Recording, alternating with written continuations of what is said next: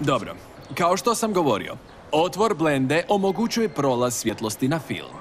Prema tome biramo njenu vrijednost. Zašto moramo znati sve to, ako je kamera na mobitelu automatska, zar ne? Što? Što je smiješno? Ta aparat je prestar, ljudi.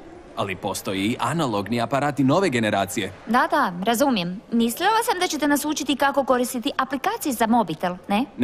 Ne. Ja ću vas učiti kako raditi s različitim varijablama koje čine fotografiju.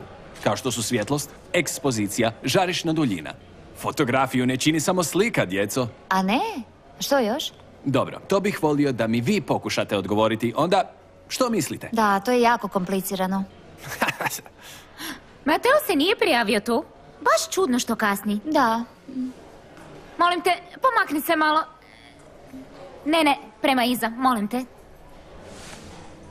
Gaston? A Mateo? Ne znam. I?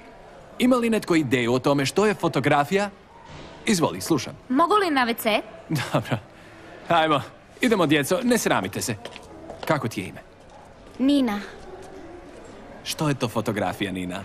Ne znam, ali mislim da je nešto poput pisanja slikama. Ili kao pričanje zamrznute priče.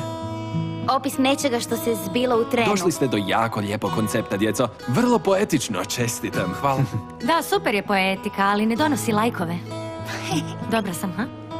Dobro, fotografija može imati različitu primjenu. Može biti umjetnička, može biti moderna. Joj, ja bih to... Dobro, ovdje ćemo proći sve, pa se ne trebaš brinuti.